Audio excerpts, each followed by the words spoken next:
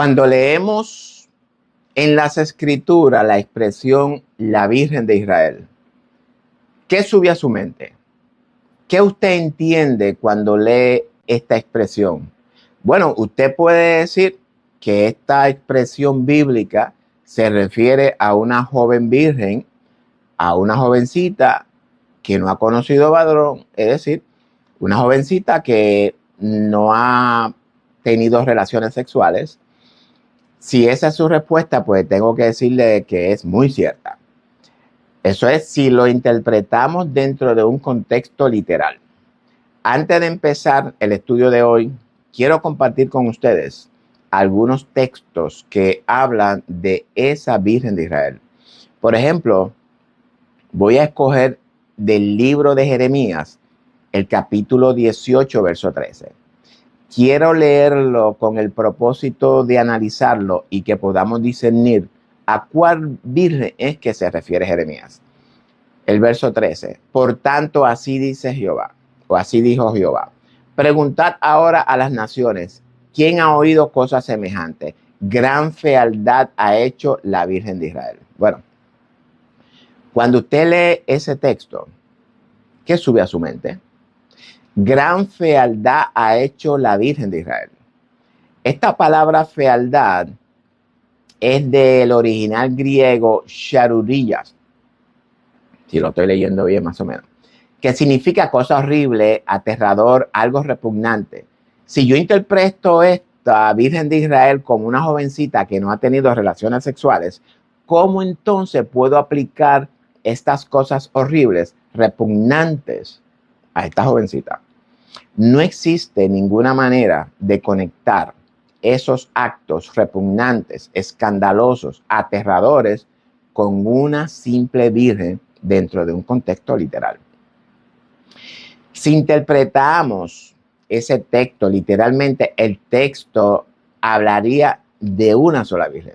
Sin embargo, y sigo insistiendo, si interpretamos a esta Virgen de Israel dentro de un contexto espiritual, sí pudiésemos aplicar y comprender lo que el texto nos quiere revelar.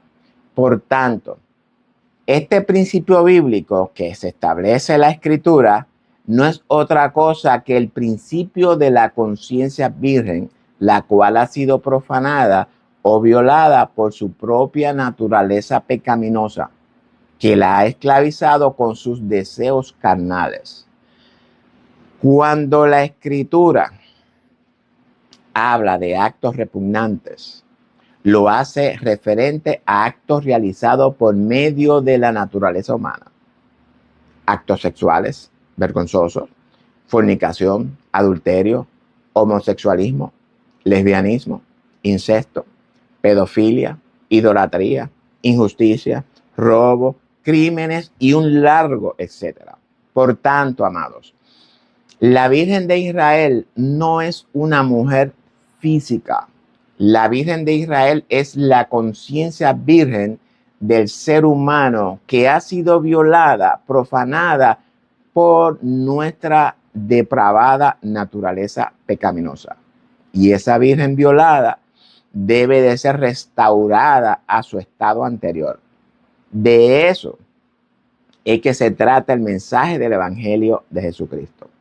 Restaurar las mentes, las conciencias, el corazón del ser humano con el objetivo de traerlo de regreso a su unidad con su Padre Celestial. En el estudio de hoy vamos a identificar esta Virgen de Israel violada. Así que adelante con el estudio de hoy.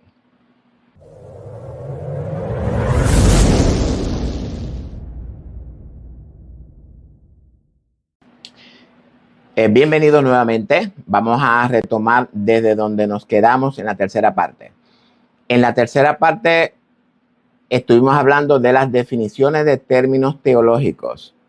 Hoy estamos en la cuarta parte de estos términos teológicos y con la ayuda del Señor, pues quiero terminar esta cuarta parte ya para que salgamos de estas definiciones de términos teológicos y podamos entrar en lo que es el tema en lleno de lo que aconteció en ese famoso concilio de Nicea, el cual fue en el año 325 después de Cristo, organizado, dirigido y manipulado por el emperador Constantino. En el video número 3 estamos hablando de Moisés y obviamente vamos a continuar con Moisés. Ya hemos aprendido los posibles nombres y sus significados con los cuales fue conocido Moisés, ¿verdad? En sus tiempos. Y ahora necesito su atención. El hecho de Moisés permanecer 3 meses oculto nos revela que después de esos 3 meses, ese niño sería revelado, formado y perfeccionado. Recordemos que, como siempre, yo soy muy amante de la numerología hebrea, y es por esto que cada vez que yo veo números que se repiten, pues yo tengo que buscar e interpretar lo que ese número me está tratando de revelar.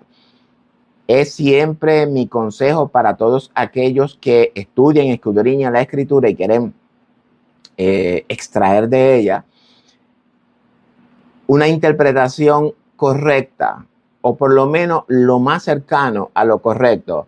Muchas veces esos números nos amplían para que podamos discernir espiritualmente lo que el texto nos está tratando de revelar.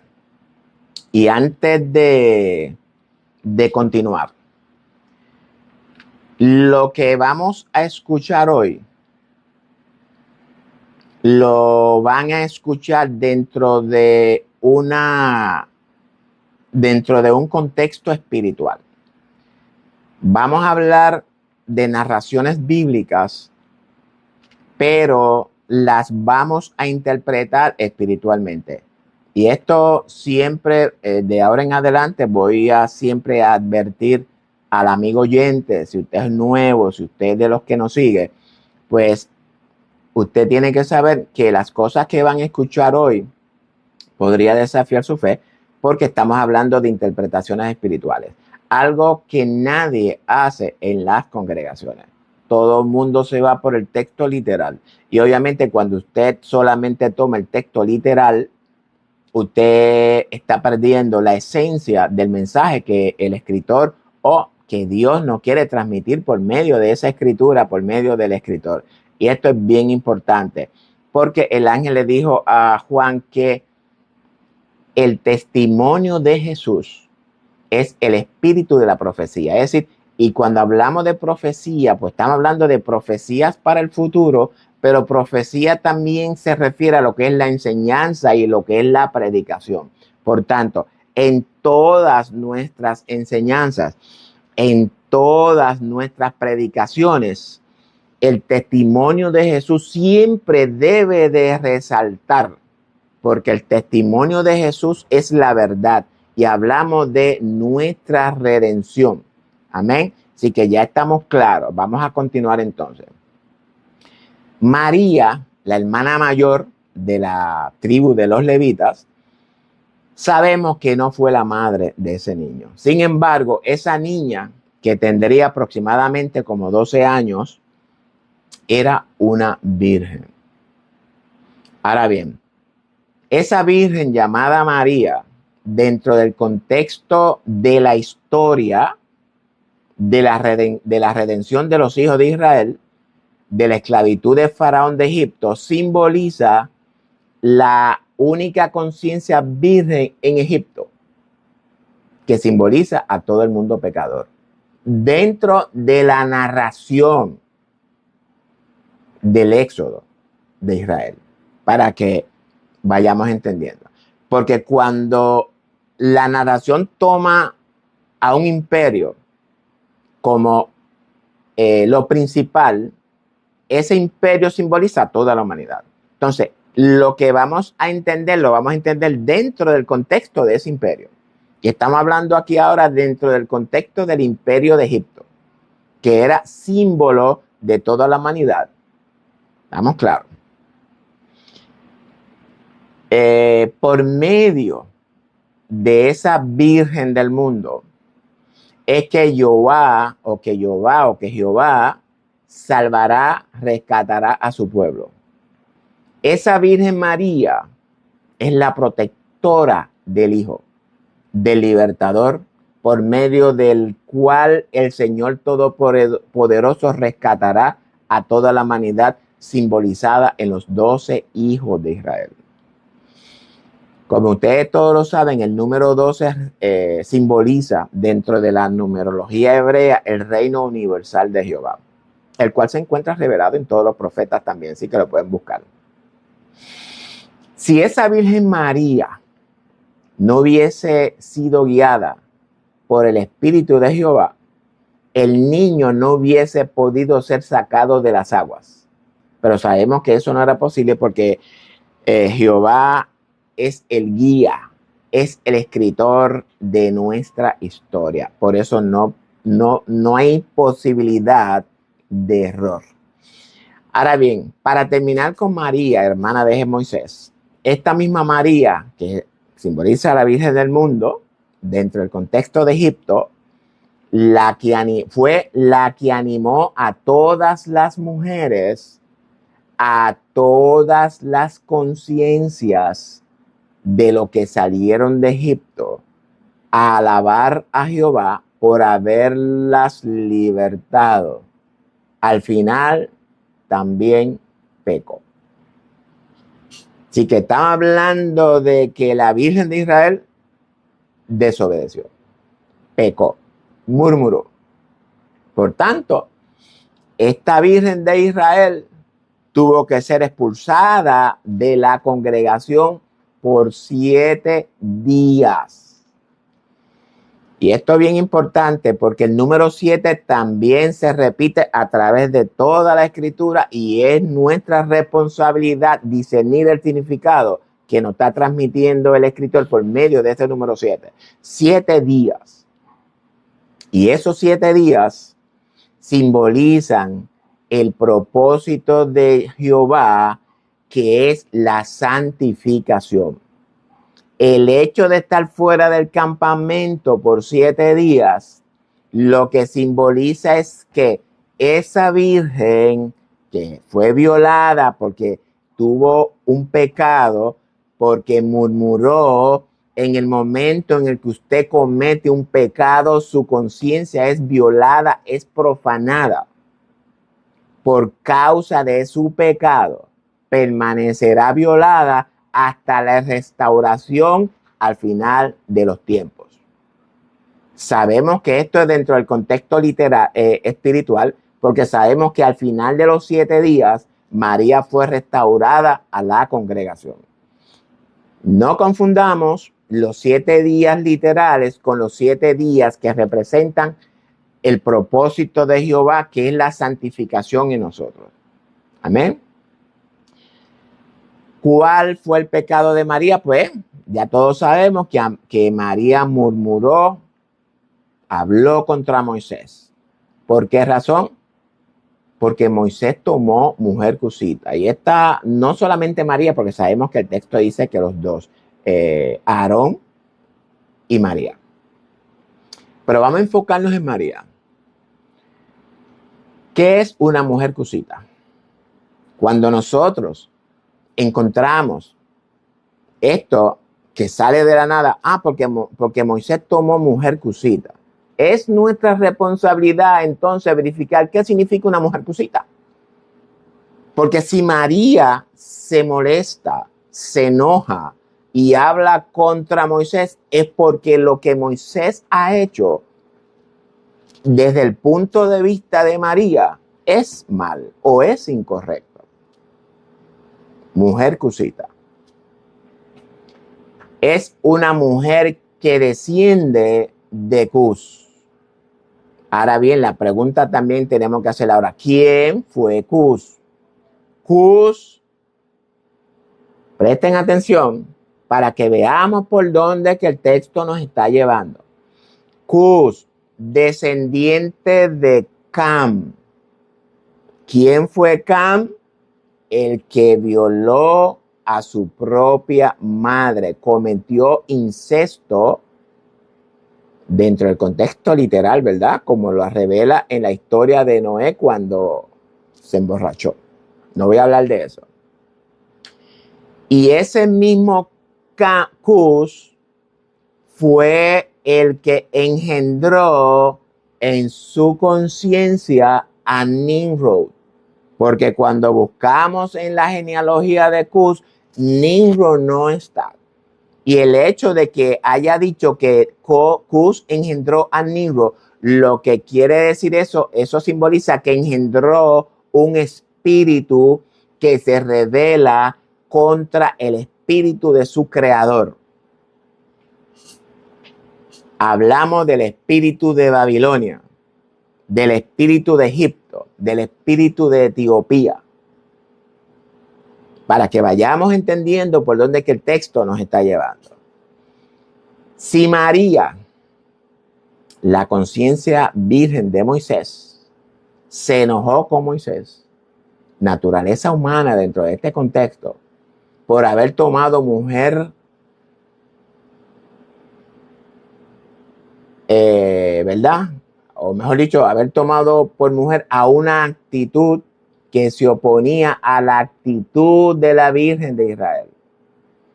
Ahora la pregunta es, ¿tenía María razón en enojarse? Por supuesto que sí tenía razón para enojarse. Porque no quería la dualidad en la conciencia de Moisés.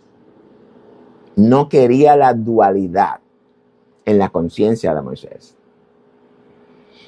¿Entendería María lo que Moisés estaba haciendo al tomar mujer cusita? Por supuesto que María tenía conocimiento, o ella entendía esa acción. ¿Tenía razón para enojarse?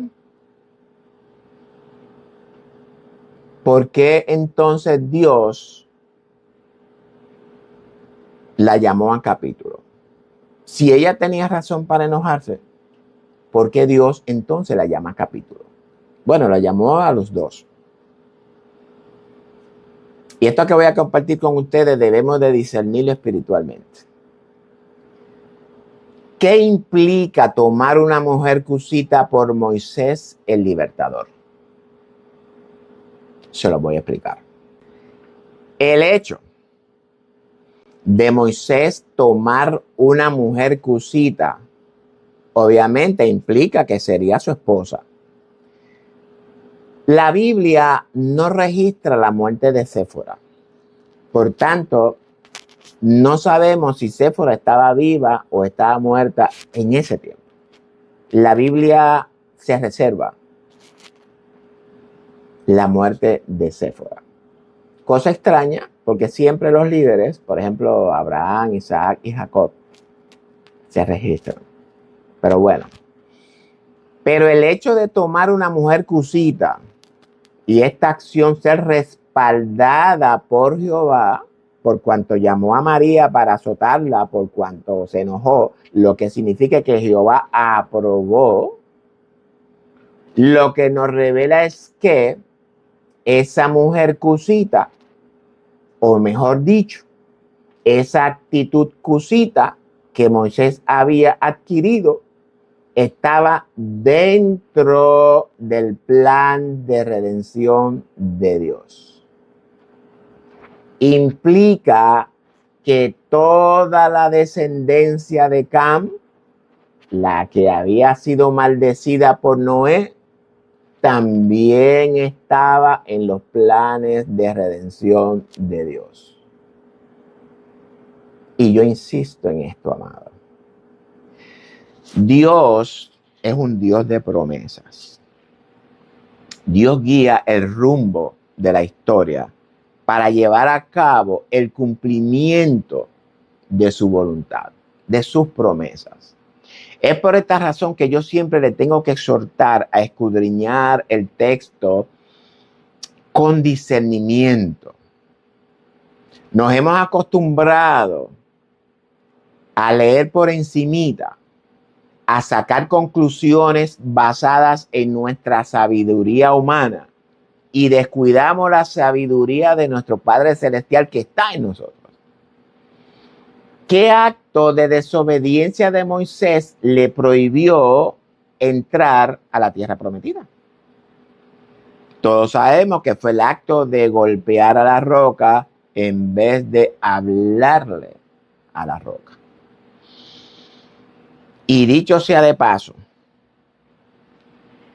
esa actitud cusita, rebelde, porque sabemos que los cusitas son rebeldes, fue la que influyó en Moisés para desobedecer la orden de Jehová, la cual tenía el objetivo de glorificar a Jehová.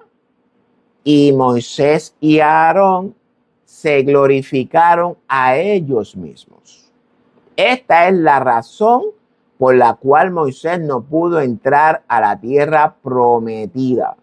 Un hombre perfecto y obediente en toda la casa de Jehová. El acto de la desobediencia física de Moisés lo encontramos en el acto del enojo de María, espiritualmente hablando, porque María fue violada espiritualmente hablando. Esto siempre tengo que hacer hincapié cuando digo algo dentro de un contexto literal o dentro de un contexto espiritual.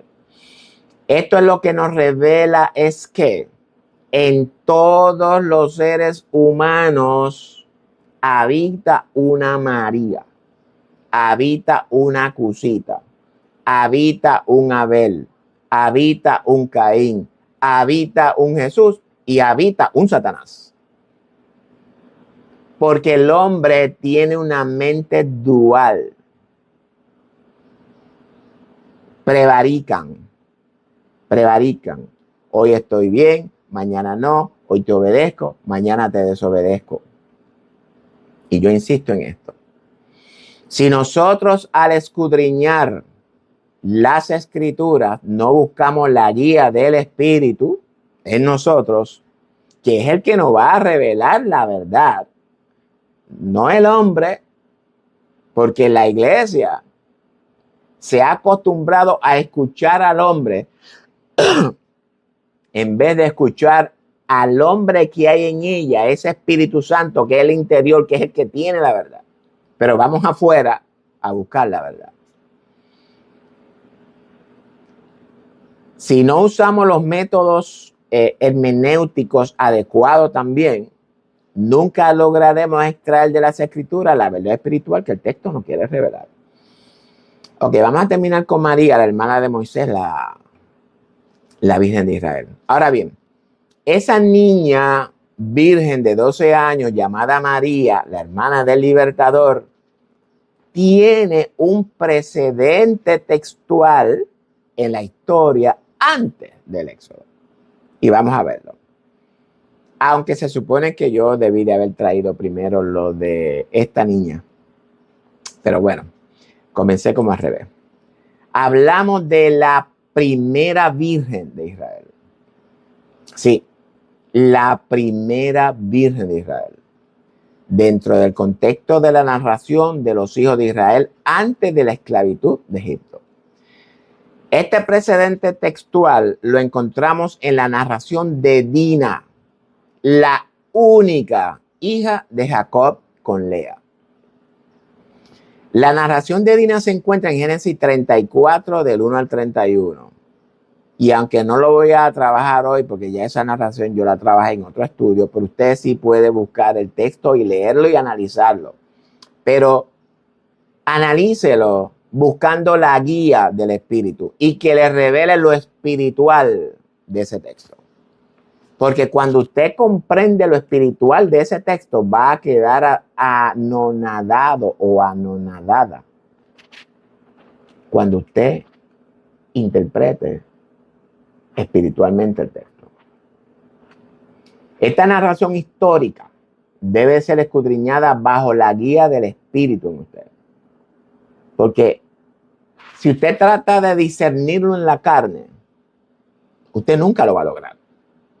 Hay que discernirlo espiritualmente. Ahora, mente, ¿quiere decir que la narración dentro de un contexto literal no hay una enseñanza? Sí, dentro del contexto literal, todas las narraciones bíblicas tienen enseñanzas. Y en esta narración, pues conseguimos una enseñanza para nosotros y para el cuidado de nuestros hijos. Y aunque yo no voy a leer la narración completa, pero usted ahí se va a dar cuenta. Así que detrás de todas estas narraciones literales se oculta intencionalmente el testimonio de Jesús, el cual debe de ser discernido espiritualmente en la narración literal. Voy a tocar solamente un par de versos. Voy a tocar el verso 7. Dice de la siguiente manera, si usted tiene su Biblia, búsquela y léala conmigo. Y los hijos de Jacob vinieron del campo cuando lo supieron. Obviamente está hablando de cuando se enteraron de la violación de la niña. Cuando lo supieron. Dice el texto, y se entristecieron. Pero ese entristecer es la definición en español. Pero cuando usted va al texto hebreo, lo que dice fue que esa noticia en el corazón de sus hermanos causó un dolor interno, un dolor intenso, un dolor en el corazón de ellos, de los varones. Y dice que también, y se enojaron mucho. Pero este enojo no es cuando tú me dices a mí, ay, me enteré de algo y me enojó. No. Debemos de buscar siempre el texto original. El texto original dice que ardieron en fuego por la noticia. Y usted sabe que cuando usted dice arder en fuego, el que está al lado se va a quemar. Porque se hizo vileza. Y esta vileza dentro del contexto hebreo significa abominación, acción vergonzosa, profanación en Israel. Y fíjate que todavía los hijos de Jacob no eran conocidos como una nación. Y mira lo que el texto dice, porque hizo vileza, es decir, Siquem hizo vileza en Israel. ¿Cómo que en Israel? Si Israel todavía ni siquiera era conocido. Porque ellos todavía estaban entrando a Canaán todavía. Todavía no había llegado José, todavía no había llegado, nada de eso había llegado. Ellos eran simplemente los hijos de una tribu de Jacob. ¿Qué nos quiere decir el texto? ¿Ok? Sin embargo, el texto nos revela que esa abominación, esa profanación fue hecha en Israel. Esta expresión es una clave teológica para que nosotros busquemos esta clave teológica por medio de la cual el escritor nos va a revelar una verdad. Dice, vileza en Israel acostándose con la hija de Jacob, lo que no se debía haber hecho. Esa hija de Jacob, Dina, es la Virgen de Israel, la cual fue violada, profanada por su enemigo, espiritualmente y literalmente, ¿ok? Pero vamos a tomar el texto espiritual. Siquem, que fue el violador literal, profanador de la Virgen de Israel, simboliza los deseos pervertidos de la naturaleza humana pecaminosa. Y yo no sé si usted se ha dado cuenta cómo está el mundo hoy. Perverso en su máxima expresión. Todo el mundo nada más piensa en sexo, no importa de dónde venga. Eso tiene sus causas. Y termina la narración en el verso 31. Solamente escogí 2 versos. Usted tiene que leer la historia completa para que usted pueda entrar en el contexto. Fíjate lo que respondieron los hijos.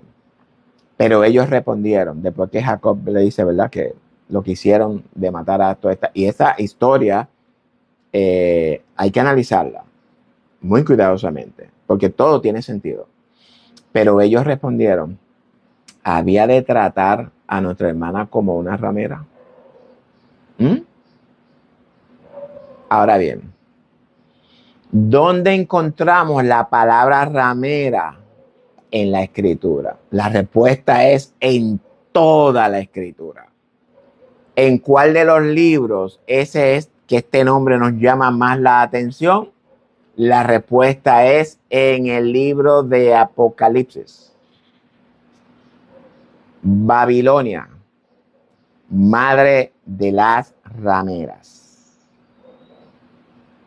Y esto no es todo, porque dice Juan que cuando el ángel le dijo, ven acá, para que tú veas a la ramera que va montada en esta bestia. Dice Juan que cuando él miró a esta mujer, quedó en un estado de shock, sorprendido, porque no creía lo que estaba viendo. Cuando usted ve algo o le dicen algo y eso que usted está viendo es sorpresa para usted porque usted no espera eso que está viendo, porque en su mente no cabe eso, pues Juan se sintió de la misma manera. Ahora mediten bien, porque la respuesta ya yo la estudié y yo sé quién es ella. Todavía no se la voy a compartir. De esta ramera vamos a hablar un poquito más luego. Pero Juan quedó en shock cuando la vio. Es decir que, ¿cómo? Que tú eres la ramera. ¡Wow!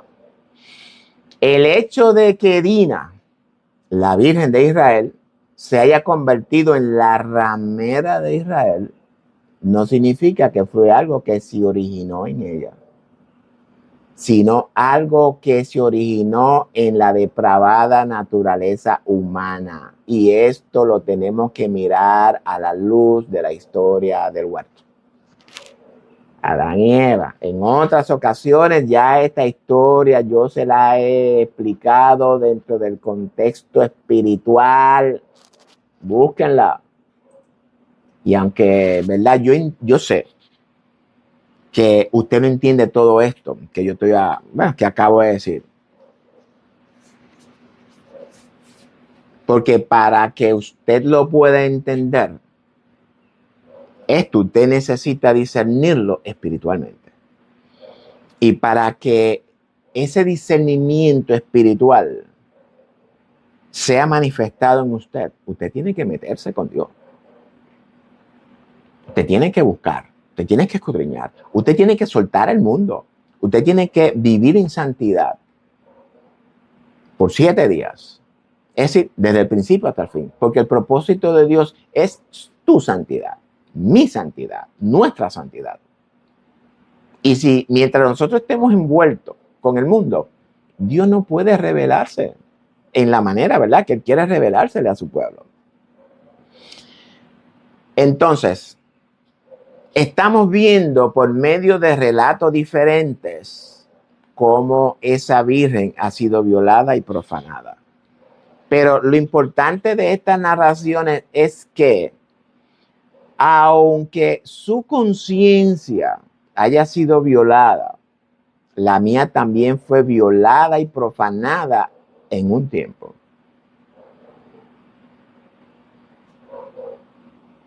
Hay redención para usted.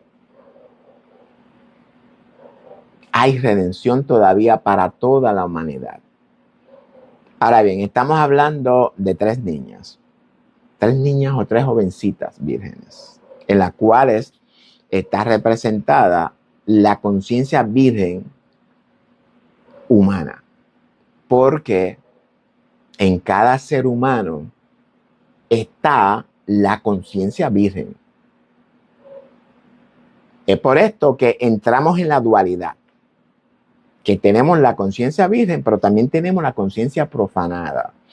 Y esto es lo que Pablo nos enseña en Gálatas 5, la lucha que hay en nuestro interior. Dios por un lado, el espíritu por un lado y la carne por otro lado.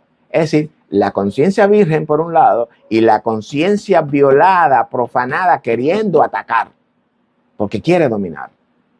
Usted decide a quién le va a dar la autoridad. Esto es importante que entendamos acerca de estas tres vírgenes.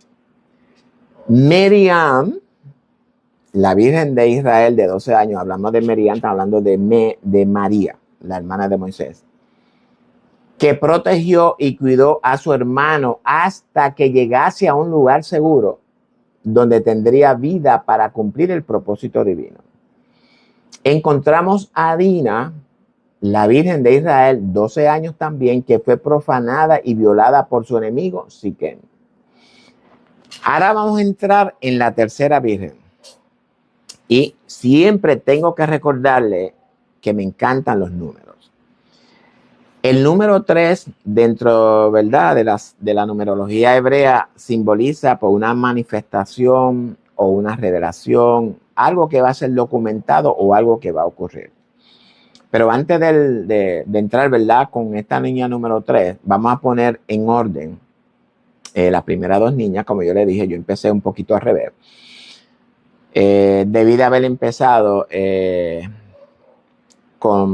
vez de comenzar con María, pues debí de haber empezado por Dina. ¿Por qué? Porque es la primera que registra la escritura, y la escritura tiene un orden y debemos de seguir ese orden. El número 1 en la numerología hebrea simboliza al único Dios. Simboliza la unidad, el origen, la luz, la verdad, la vida, etc. Todo eso significa el número 1.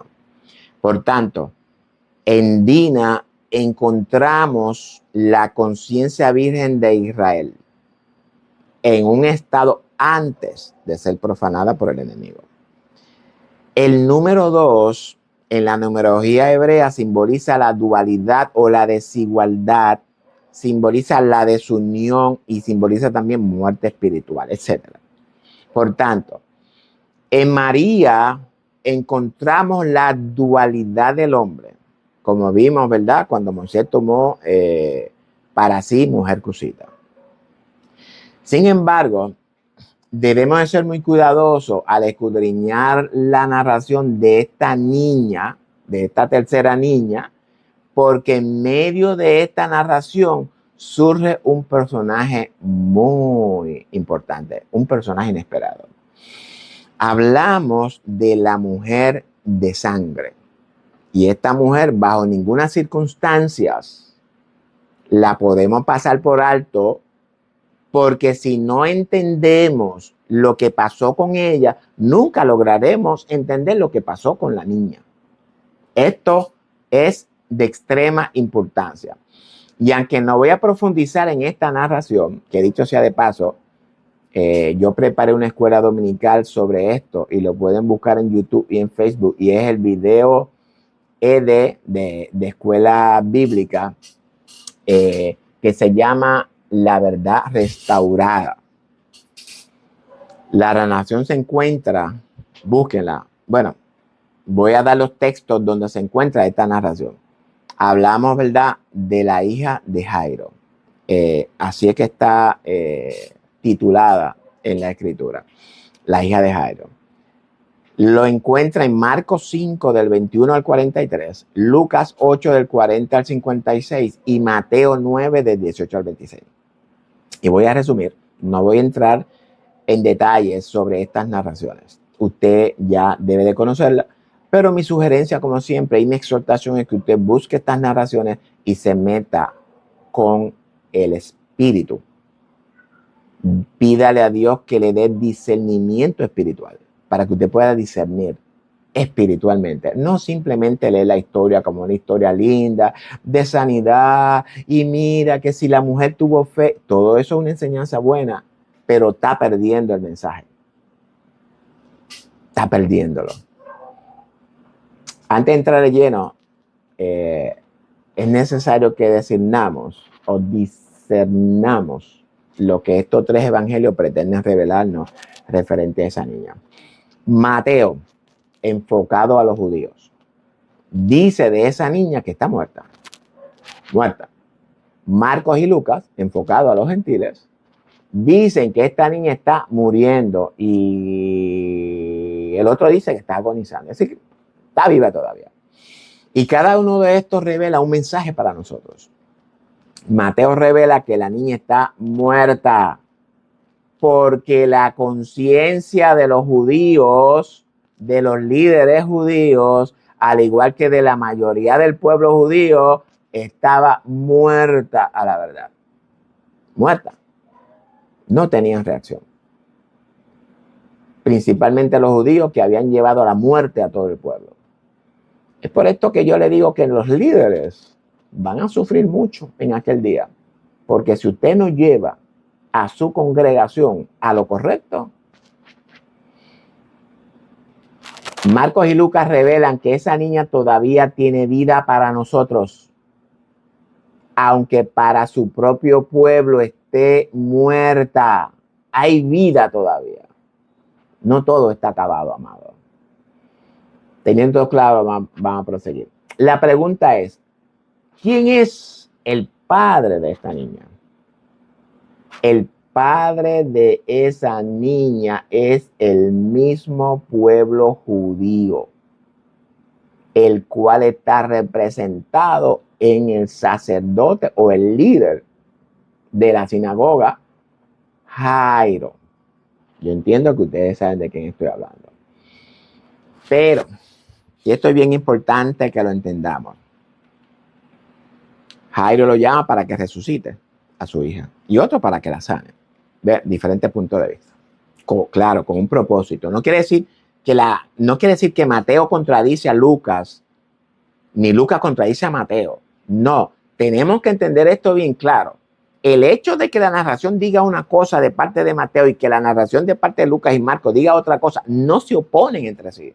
Tenemos que entender el mensaje que estos escritores nos están transmitiendo a usted y a mí. Por eso es que mucha gente dice que la Biblia se contradice. La Biblia no se contradice. Usted es el que se contradice. ¿Estamos claros? Pero antes de que esa niña sea resucitada, es necesario que sea redimida, que sea restaurada de nuevo a su antigua posición en unidad con su Padre Celestial. A una virgen incondicionada. Incondicionada quiere decir que no hay condición en ella, porque el hombre condiciona las mentes de los otros hombres y todo nos condiciona. Estamos hablando de una mente virgen en Israel. Ahora bien, ¿cómo Jesús la puede redimir? Entrando a escena la mujer del flujo de sangre. Esa mujer simboliza a esa niña que fue violada, profanada y ahora escucha acerca de Jesús. Y esto se ve simbolizado en lo que escucharon de los judíos, los que escucharon a Jesús. El único que la puede redimir de su condición de ramera, espiritualmente hablando. El flujo de sangre simboliza todas las impurezas de Israel, sus trapos de inmundicia, sus pecados, sus abominaciones, sus idolatrías, su fornicación, su adulterio, su prostitución completa. Todos estos males están representados en esta dolorida mujer. Una mujer fluyendo sangre por 12 años. Y vuelvo aquí a lo mismo, el número 12. Sabemos que el número 12 simboliza a las 12 tribus de Israel y significa el reino universal de Jehová. Toda la humanidad. Por tanto, toda la humanidad estaba representada en esta pobre mujer. Usted estaba representada en ella. Yo también estaba representada en ella. Y si usted todavía no ha dado el paso, si usted todavía no ha reconocido al Hijo en usted, si usted todavía no ha reconocido a Cristo como su Salvador, usted se encuentra en esta mujer.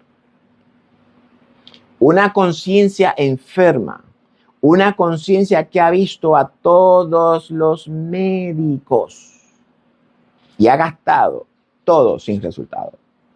Esos médicos, ¿usted sabe quiénes eran? Esos médicos simbolizan al sacerdocio judío, que eran los responsables de educar, formar al pueblo en el camino correcto. Pero ellos no tuvieron cuidado de Israel porque ellos mismos se apacentaban. Y eso mismo es lo que estamos experimentando en algunas congregaciones, que los pastores no están al cuidado de sus ovejas y se están apacentando ellos mismos, engordándose. Pero para ti, pastor, líder, maestro, si tú no te arrepientes, si tú no vuelves al camino correcto, te vas a ver con el rico allí también. Esa conciencia se acerca a Jesús con fe y dice que si tan solo tocara el borde de su manto, sería sana. ¿Qué significa tocar el borde de su manto? Tocar el borde del manto simboliza recordar los mandamientos en obediencia y santidad. Por tanto, esta acción nos revela que hubo un arrepentimiento, porque sin arrepentimiento no tenemos perdón de pecados. Jesús le dice, tu fe te ha salvado. Entonces, ¿qué sigue? Porque ahora que la parte se pone buena. Luego de esta sanidad interior de Israel, porque recuerden que la sanidad es interior, ella fue sana en su interior, simbolizada por la mujer. Entonces Jesús prosigue a la resurrección de la Virgen de Israel. La restauración de esa verdad, de esa conciencia virgen que una vez existió en unidad con su creador. La niña de 12 años, la cual no es identificada intencionalmente, porque ya identificamos a María, o ya identificamos a Dina, ya identificamos a María en la historia, pero esta niña no tiene nombre. ¿Por qué? Porque representa a todo el mundo. Fue resucitada por Jesús. Por tanto, en esta narración, espiritualmente hablando, al igual que en las dos anteriores, encontramos el testimonio de Jesús, el cual es la restauración de las conciencias de toda la humanidad, las cuales han sido violadas, profanadas por su propia depravada naturaleza pecaminosa. Y con esto damos por terminado nuestro estudio de hoy. Definiciones de términos teológicos. Hoy estamos en la parte 4. Ahora bien, en el próximo video retornaremos al 325 después de Cristo para que analicemos lo que aconteció en ese famoso concilio de puerta cerrada conocido como el Concilio de Nicea, el cual fue organizado, dirigido y manipulado por el emperador romano Constantino. Vamos a sacar a la luz todas esas mentiras, engaños y falsas enseñanzas o falsas doctrinas en las cuales nuestras congregaciones todavía están nadando. Han sido infectadas hasta el día de hoy. Así que será hasta la próxima. El próximo video no te lo puedes perder. Será hasta la próxima, si así el Señor lo permite. Te amo en el amor de Jesucristo. Dios me lo bendiga a todos. See you.